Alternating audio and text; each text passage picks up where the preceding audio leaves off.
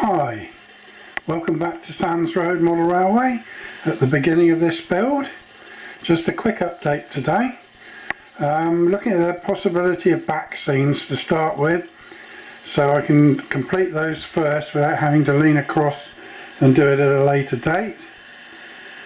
I've decided to go with a system of using magnets to hold the backboards on, which makes it easier for me to actually put the back scenes on flat. I bought some 20mm by 3mm ferrite magnets. I think they're about £2.90 for 25 of them on a well-known auction site. So you've got the ones that are on the wall and the ones that have been recessed onto the back of the strips of ply, which are about 4mm or maybe slightly less. The recess was done using a drill bit like this, and they went in very easily using Yoo-hoo glue, also using them to stick them on the wall. If it was me personally, I'd use the Yoo-hoo glue like a contact glue, so if you put them onto the glue, take them off and let them cure a bit and then put them back on, they seem to fix really strongly.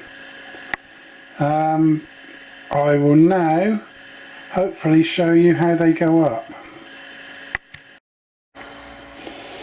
Okay, I'll first put on the small one at the end. This should go up alright. At the bottom, instead of putting magnets at the bottom as well, I'm using a bit of packing, which is probably the same thickness as the magnet, so it addresses it equally all the way up.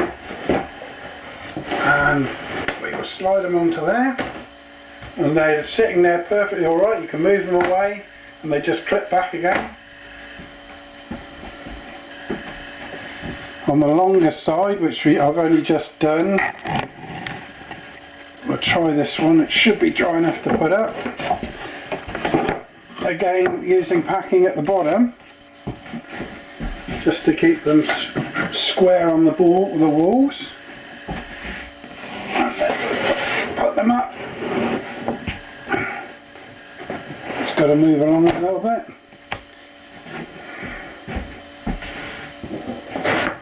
Tuck in behind there.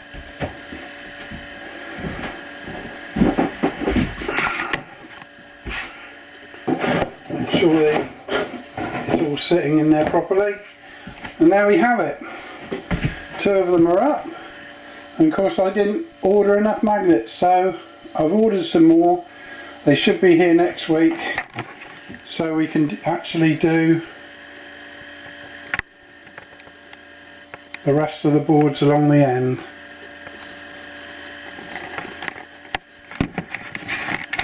Moving on, I've yet to decide where to get my back seams from. Probably go down the route of looking at ID back seams, or Gauge Master or Pico. I haven't the flair to go out making my own photography, so it'll be something that is already in circulation, hopefully. Probably that's enough of that. Moving on, I managed to make a trip to my local model shop in Holsworthy, called Simon's Trains and Anything Narrow Gauge. A couple of guys there, really helpful. Real Aladdin's cave of new and used stuff in most gauges. First of all, I was lucky enough to be able to buy a new Whittles coach, die cast one. Good. Very good condition, very well lined out. Secondly, I managed to get a Scaledale resin building, the old toll house, which is some model actually. If anybody can tell me what this item is stuck on the front and what part it played in the toll house, I'd be very grateful. Couple of insult frogs left and right hand side, and some stone shapes from Metcalfe. That's about all on that. Getting a few more bits bit by bit. Next time hopefully I'll be moving on to putting the back scenes up and then on to track laying.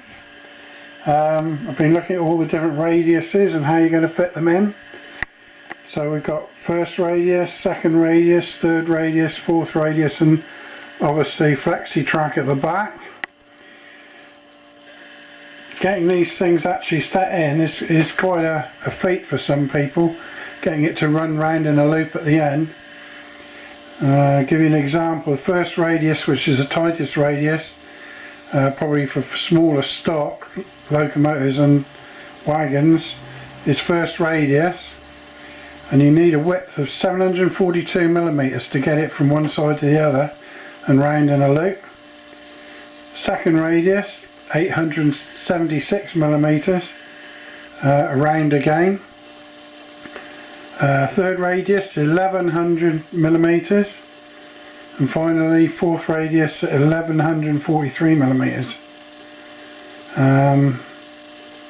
Yeah, it's not always easy if you've got a very difficult space to fill, or you want to get it round, like myself, over the end board here, the lift up flat.